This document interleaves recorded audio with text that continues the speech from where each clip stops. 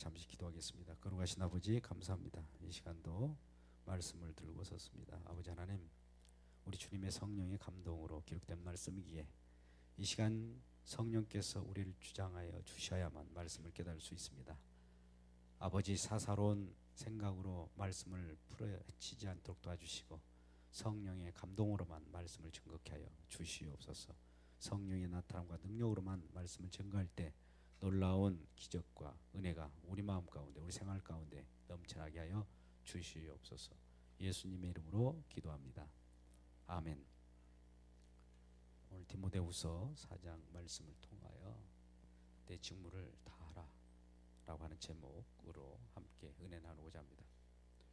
하나님 우리에게 명령할 때는 하나님이 명령하신 그 뜻대로 또 어떤 것을 이룰 것을 기대하고 있습니다.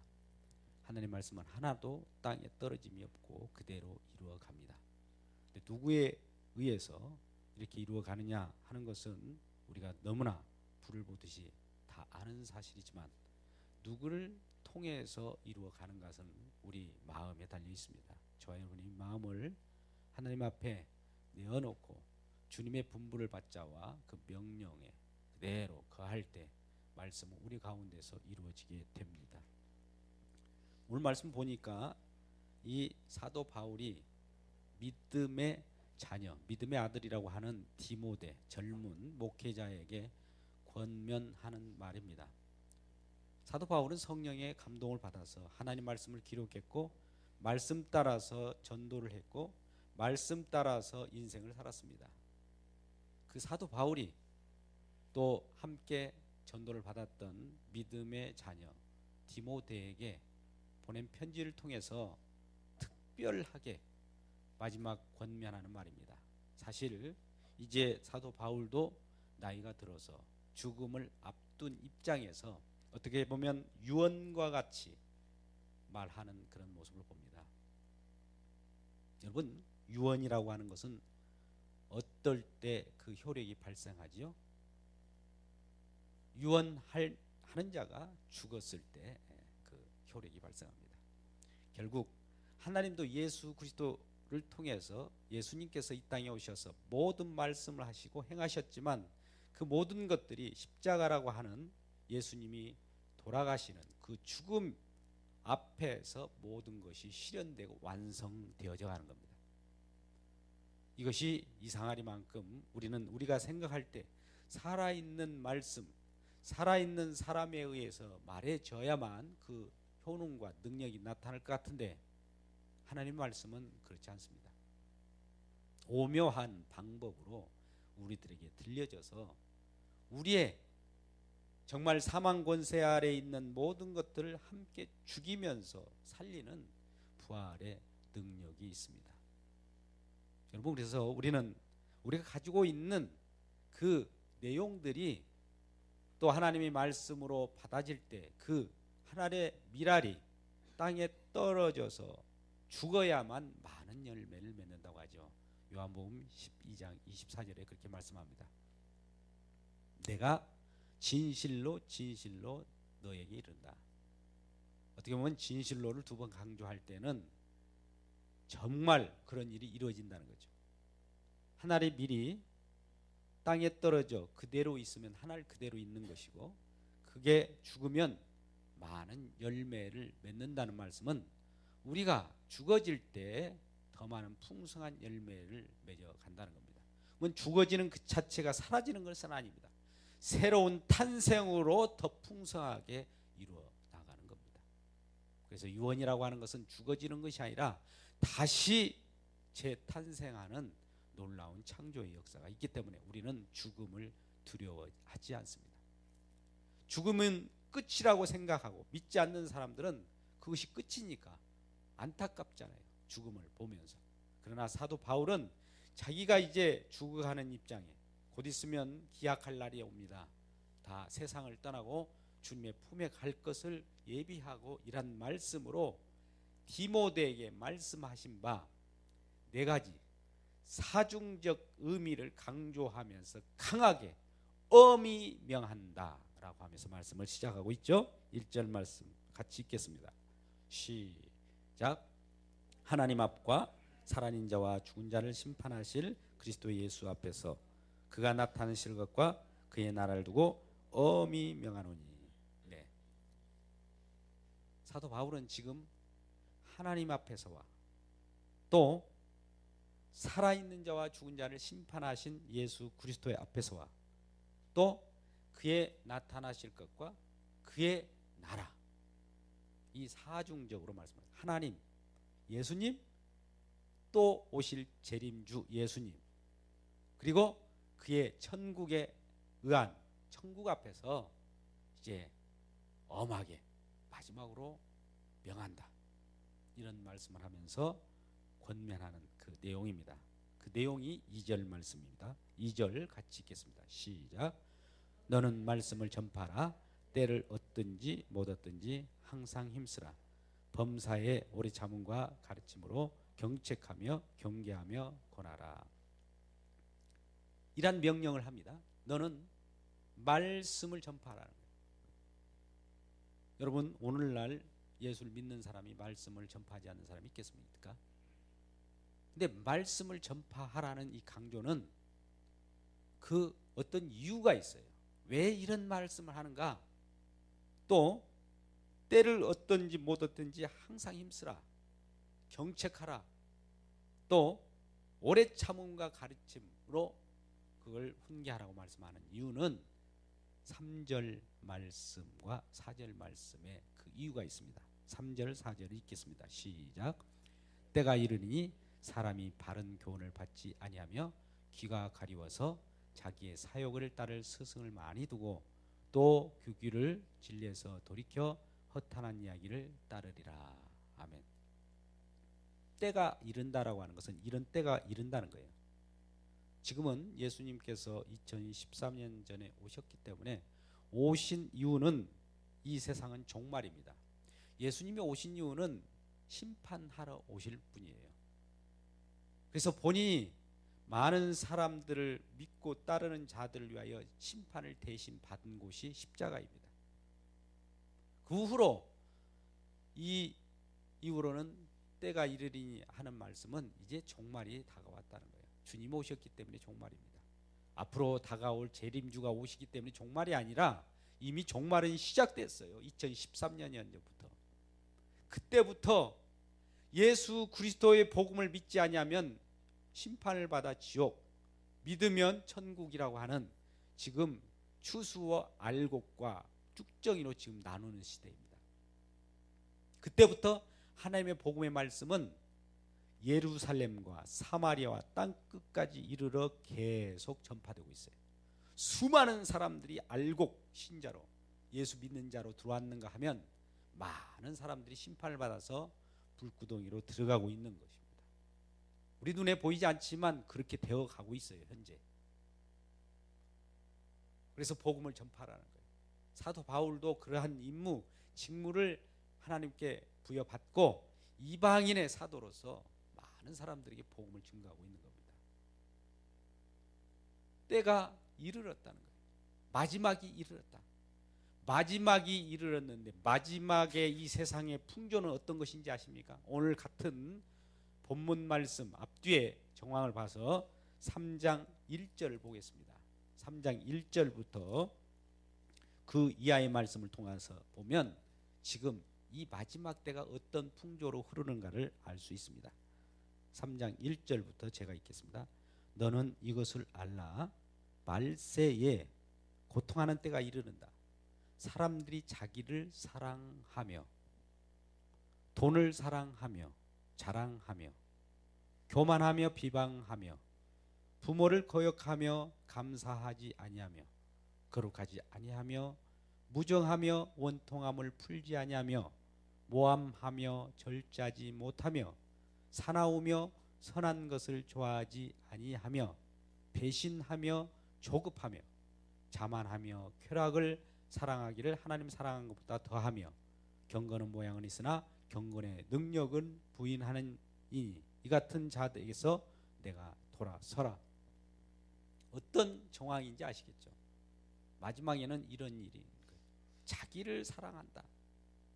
그러다 보니까 이런 자기를 사랑하는 교훈의 말씀을 가지고 오는 거짓 선지자들이 나타난다는 거예요.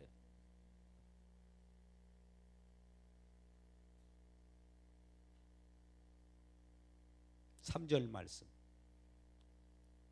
디모데후서 4장 3절 말씀으로 돌아와서 사람이 바른 교훈을 받지 아니하다. 귀가 가리워서 자기의 사욕을 따를 스승을 많이 둔다. 자기의 사욕을 따를 스승. 사욕이 뭡니까? 사사로운 욕심, 욕망, 내가 갖고자 하고 있는 그런 탐심. 탐심은 우상 숭배. 이러한 것들을 부추겨주고 달래주고 격려하고 하는 스승, 그러한 선생, 그러한 목회자를 따른다는 거예요. 그러한 따르면서 하는 소리가 은혜 받았다고 얘기합니다. 따르면서 야, 진리의 말씀을 얻었다고 그래요. 왜요? 자기를 좋게 하거든요. 그런데 이 사도 바울은 저와 여러분의 심성을 좋게 하고 기분을 좋게 하는 그런 복음을 증거했다면 우리들에게 2절 말씀처럼 범사에 오래 참으라, 경책하라, 이런 말씀을 하겠습니까? 디모데, 믿음의 목회자, 어떻게 보면 후계자에게 권면하는 말씀 속에서 오래 참으라는 거예요. 좋은 말을 서로 해주면 오래 참을 것도 없잖아요. 야, 우리 목사님 최고야 라고 하면서 즐거워할 텐데 뭔가 쓴소리를 했단 말이죠. 우리 사역을 챙기려고 하는 그와 반대의 하나님 말씀을 증거했다는 겁니다. 오늘날에 많은 사람들이 이러한 복음을 싫어합니다. 싫어하기 때문에 하나님은 이와 같이 우리들에게 말씀하시면서 말씀 자체가 운동력이 있어서 사람을 살려낼 사람을 살려내고 죽일 사람을 죽여버립니다. 죽어가면서 꽥소리를 하는 거예요. 왜 좋은 소리를 못하느냐. 근데 살아있는 사람, 살아가는 생명 얻는 사람들은 그게 진리의 말씀입니다. 하나님 감사합니다. 저를 경책해 주세요. 그 말씀은 하나님의 마음 감동으로 된 말씀입니다. 3장 16절 이하의 말씀 한번 보십시오. 성경의 말씀이 어떤 말씀인가. 모든 성경은 하나님의 감동으로 된 것으로 교훈과 책망과 바르게 함과 의로 교육하기에 유익하다. 왜 교훈을 할까요? 왜 책망을 합니까? 기분 좋은 말씀을 해줘야 하나님 말씀 아닙니까? 우리는 그렇게 주장하잖아요. 근데 왜 하나님 말씀이 우리를 책망하죠? 책망이 와야 우리가 회개가 나옵니다. 회개하지 않으면 죽음이에요. 회개할 것이 없다라고 하는 사람들, 이거는 지옥 백성으로 가는 수밖에 없는 겁니다. 엄히 명합니다. 그래서 하나님은 이와 같이 말씀을 통해서 성경이라고 하는 하나님의 감동, 하나님이 쓰신 말씀을 통해서 정확하게 말씀이 우리를 찔러서 쪼개고 분리하고 살리고 하는 역할을 한다는 거죠. 근데 우리 속에는 우리가 죄인인 속성이 있기 때문에 하나님 말씀이 들어오면 거부합니다. 빛이 들어오면 어둠이 그걸 거부한 것 같아요.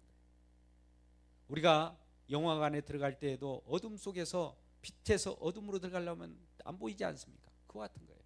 한참 있어야 그 적응이 되어서 그걸 볼 수가 있는 것 같은 거예요. 서로 부딪히는 거예요. 그래서 디모데에게 말씀하면서 말씀을 전파하라. 여러분, 말씀을 전파한다니까 이 말씀이 무슨 말씀입니까? 아까 같이 경책하는 말을 의도적으로 말할 건가? 아니에요. 말씀은 누구입니까?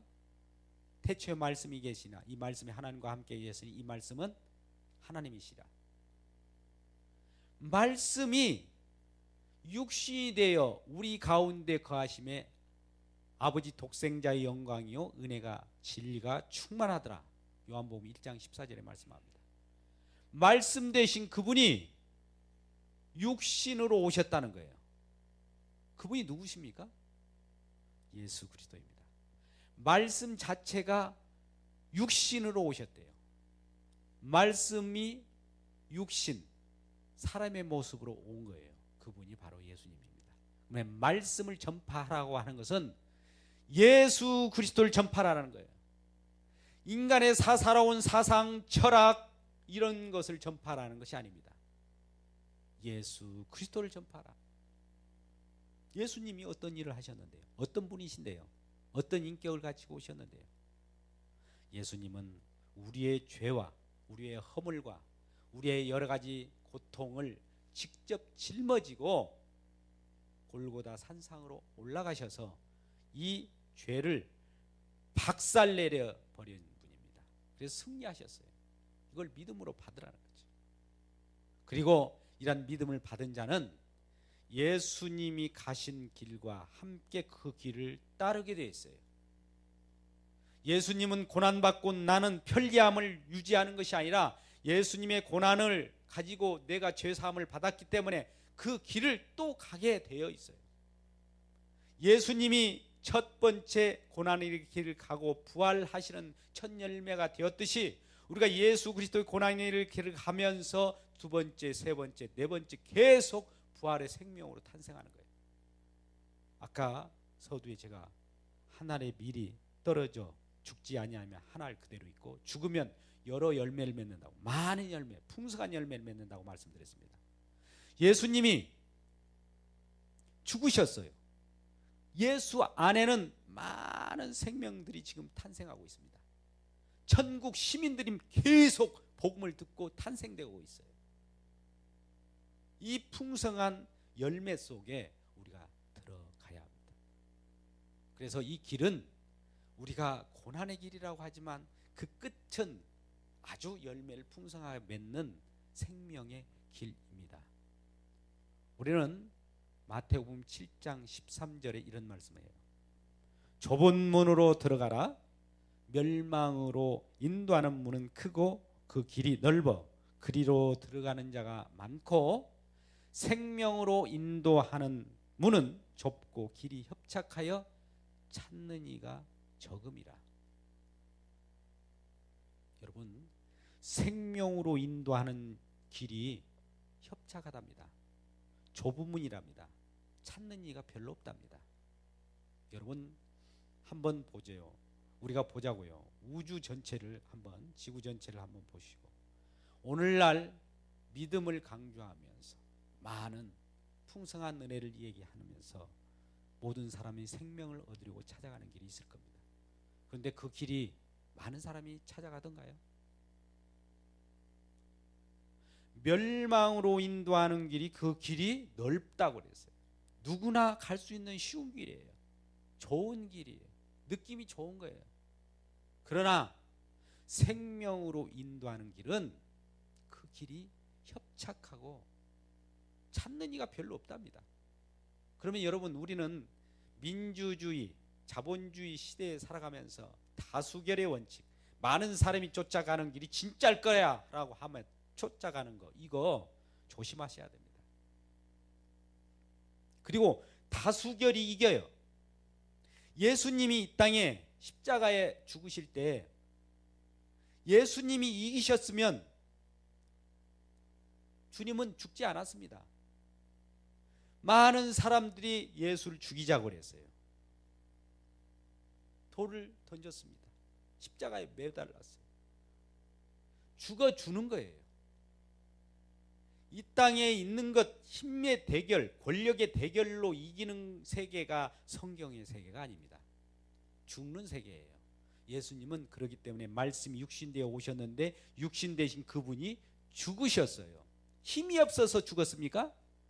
하나님이신데요.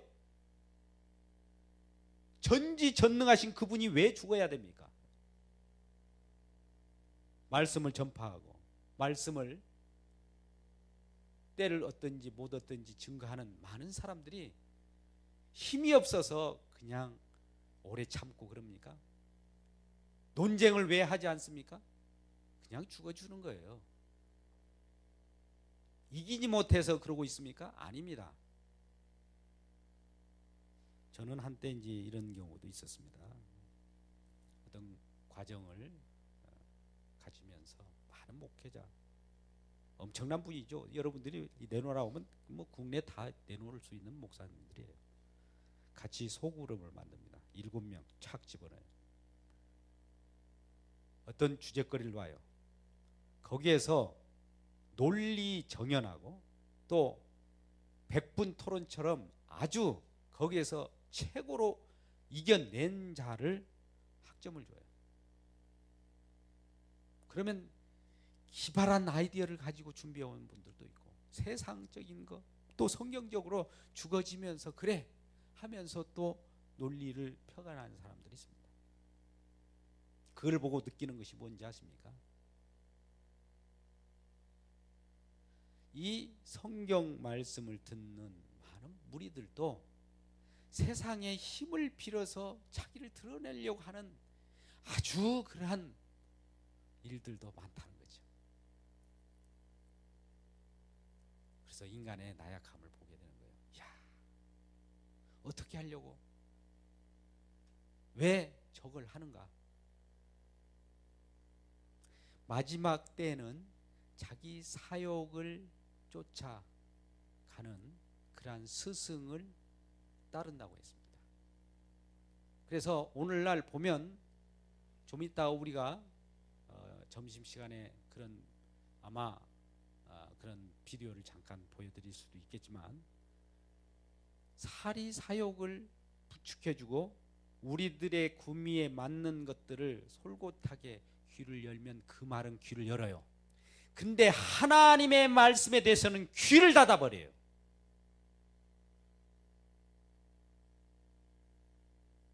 제 말이 아닙니다. 오늘 귀가 가리웠다. 왜 귀가 가리워졌습니까? 그 귀를 진리에서 돌이켜서 허탄한 이야기, 허탄한 신화, 솔깃한 그 얘기 속에 빠져들어가 버린 거예요. 허탄한 이야기는 허탄하다는 말이 뭡니까? 공허하다는 거예요. 남는 것이 없다고.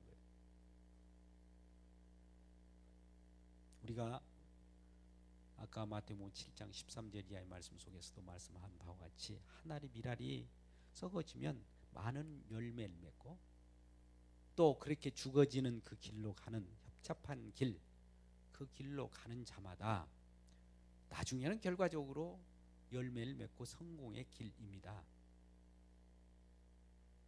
그래서 우리는 이러한 하나님의 말씀을 받고 이 복음을 증거할 때 어떤 열매가 풍성하게 나타나게 돼 있어요.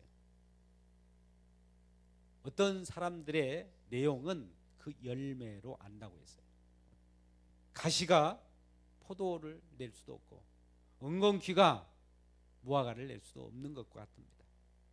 나무는 열매는 나무에 의해서 결정돼요. 열매는 나무에 의해서 결정된다고. 열매 자체가 나 이번에 사과 열매 맺을 거야 라고 하면서 포도나무에게 야 포도나무야 나 이번에 포도만 이렇게 열매 맺으니까 기분 나쁘다. 사과 열매 맺게 해다오. 열매가 이렇게 주장합니까? 아니죠. 나무 그 자체가 어떤 나무냐에 따라서 그대로 나타나는 거예요. 저와 여러분이 믿음의 신앙을 가지고 있으면 신앙의 내용이 그대로 나타납니다. 그건 숨길 수가 없어요.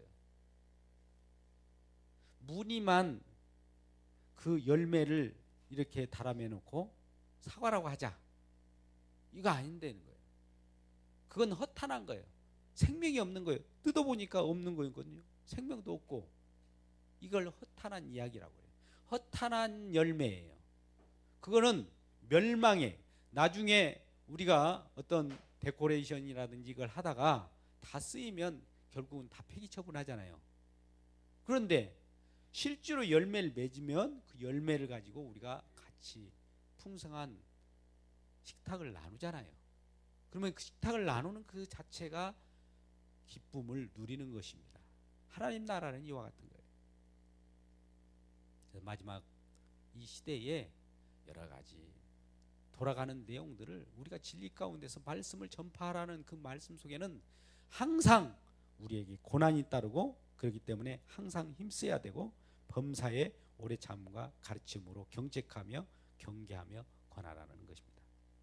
요즘 때를 얻든지 못 얻든지라고 하는 것은 우리에게 소관이 아니라는 거죠. 복음을 전파하고 말씀을 전파하고, 어떤 사람이 그것을 받아들이고 안 받아들이고는 내비라 두라는 거예요. 때를 얻든지 못 얻든지. 이 말은 그가 복음을 접할 때인지 아닌지는 우리는 알 수 없어요.